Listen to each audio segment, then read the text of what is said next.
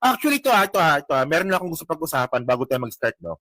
So, marami kasing nambabash sa akin sa TikTok, especially po sa TikTok. O, hello po sa Facebook. Si Amir Evans, no? Yan, no? Ilan ba ka sa Facebook ngayon? Dalawa? Kung gusto mong may kausap, punta kang YouTube. Naka-live po tayo sa YouTube at saka naka-live din po tayo sa Facebook. Okay? So, ngayon na ito. Okay. Marami po kasi nambabash po sa akin. Especially po sa TikTok. Kasi nga po, alam niyo naman po, na ako po ay openly na sumusuporta po sa pagka-mayor po ni Antonio Trillanes. Diba? Dati ayoko sa kanya, pero ngayon gusto ko na siya. Especially nung nakilala ko siya na personal. Diba? Si Trillanes po kasi mga kababayan, no? Kahit isugal niya yung kanyang political career, basta pag alam niyang tama, gagawin niya yan. Diba? So ngayon, sa TikTok po kasi, doon po talaga ako maingay regarding po kay Trillanes tsaka sa Facebook. So may nambabash sa akin doon, ang sabi nila, Takero, hindi mo ba alam na si Along Malapitan madaming nagawa sa Caloocan? Okay. So, mga kababayan, hindi ibig sabihin na kayo ay binigyan ng ayuda. Hindi ibig sabihin na kayo ay pinailawan. Ibig sabihin na may nagawa na si Along Malapitan. Hindi po ganun yon. Diba? Trabaho po ng mayor ang magpailaw po ng kalsada. Tandaan nyo ito sa buong Metro Manila. Yung pailaw po sa kalsada tapos na. Maintenance na lang po sila. Pero dito po sa Caloocan, nagpapalagay pa lang po sila ng ilaw. Alam niyo ang problema dito sa mga taga-Caloocan, mga babayan, na kontento na po kayo, especially dyan sa mga taga-suporta ni Along Malapitan, no? Na kontento na lang po kasi kayo kung anong meron. Diba? Hanggang doon na lang po kasi yung kaya niyong isipin. Pero tandaan nyo yung pagpapailaw po ni Along Malapitan, trabaho po ng mayor yan. At nakakahiya po sa buong NCR, kayo pinapailawan pa lang, ang ibang lungsod sa NCR, may ilaw na. Sa Pasig, halos lahat po may ilaw na. Lahat ng ata may ilaw na doon eh. Kalsada doon may ilaw na. Kayo pinapailawan pa lang. Ngayon kapag pinailawan kayo, magpapalakpakan kayo. So ibig sabihin nun, nauhuli po ang Caloocan. Ano pa ba? Yung sinasabi ninyo, na namimigay ng ayuda si Along Malapitan sa mga senior. Magkano binigay sa inyo noong December? 500 pesos. Dapat po, 'di ba? 1,000 po 'yan base po sa DSWD, magkano binigay sa inyo? 500 pesos. 'Di ba? Ayan ang point eh. Kaya nyo na kasi sinasabi na may ginagawa at maraming nagawa si Along Malapitan kasi po siya yung mayor ng Caloocan, pero siya po, ang Caloocan po, ang pinaka-worst city po sa buong NCR. Tingnan ninyo kayo kasi subukan nyo mag-research. Diba? Tingnan ninyo ang daming rugby boys ngayon dyan sa Caloocan. Besides dyan mga kababayan, diba? Yung pinakamataas po na crime rate sa buong NCR, Caloocan din po. Pinakamababang safety index, Caloocan din po. Ay ba kontenta ba kayo sa ganon? Magkano po yung budget ng Caloocan sa healthcare? 1 billion pesos. 1 billion pesos po ang healthcare po ng Caloocan. Naramdaman nyo ba? Pag pupunta ba kayo dyan sa public hospital ng Caloocan, nakakapasok ba kayo?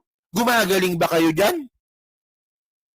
Ang problema kasi dito mga kababayan ng mga taga-Caloocan, nakontento na po kayo ng kung anong meron.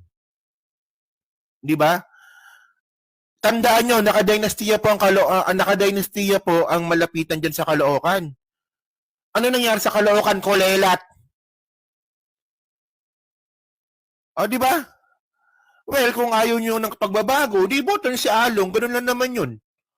Pero syempre ito tandaan nyo anong paninira ang nilalabas ni Along Malapitan ngayon? Ito gusto ko itanong sa inyo. Ano ang paninira ang nilalabas ni Along Malapitan kay Trillanes ngayon? Si Trillanes daw po, hindi daw taga-Caloocan.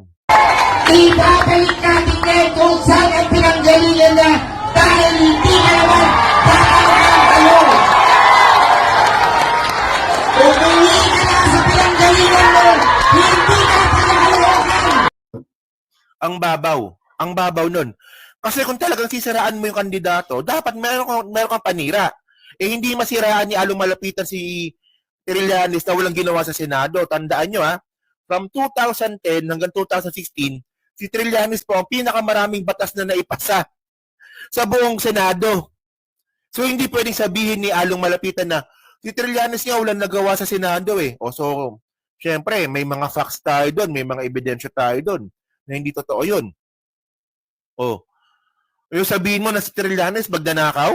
O, tandaan nyo si Trillanes po, siya po yung may pinakamababang salin na senador. So, paano mo masabi mo nanakaw? So, syempre, wala nang maibato si Malapitan para po panira kay Trillanes. Ang ibabato niya, citizenship. Residency. Residency, mga kababayan. Yung problema, si Trillanes po, taga-BF po, doon po pinanganak sa BF Caloocan. Gagawa na lang ng paninira. Ikaw ang along bansot, no? Magsisinungaling ka na nga lang, hindi pa totoo. O, di ba? So kayo, di ba? Well, di ba? Pero pag kay Along Malapitan, ang dami natin pwedeng iba to. Di ba? Bulok na kalsada. O basura. O bulok na medical system. O mataas na crime rate, mababang safety index. O rugby boys. Ang daming pwedeng iba to kay Along. Kontento kayo dito? Yung 1,000 naging 500 na pinamigay sa mga senior, kontento kayo doon? O yan ang So ngayon abangan natin, 'di ba? Ako po, 'di ba? Susuporta po ako kay Senator Trillanes bilang mayor. Actually nung inoperahan ako, meeting di abansi ni Trillanes nun, hindi ako nakapunta. Sumakto talaga. Sakto talaga kung kailan ako operahan, saka siya nag-start na magkaraban. Pero diyan po sa mga taga-Caloocan, abangan niyo po ako diyan. Sa susunod po na paglibot po ni next Mayor Trillanes, makikita niyo po ako diyan. Kami. Marami kami. Hindi lang pala ako. Yan Yan so gusto ko lang yan para masagot natin yung mga basher ko diyan sa TikTok. Okay? Yun, thank you So, kasinungalingan nga kaya hindi totoo. So, hello po kay Independent Woman, kay Sally Patience, hello po, kay Maria Eleanor Palmes, hello po, kay hindi ko mabasa, Kinage Allen, tama ba yan? Okay. So, 335 likes, maraming salamat. So, magsi-700 na po tayo, no? So, meron tayong 4 na topic dito. Wait na. So, pag-usapan muna natin yung mga taga-Qatar. Kasi may update tayo sa Qatar, no? Wait lang Ito, buksan natin to. Actually, mga kababayan, no? Na-content namin to kahapon. Nadaanan namin to kahapon. Pero, content ko na lang ulit.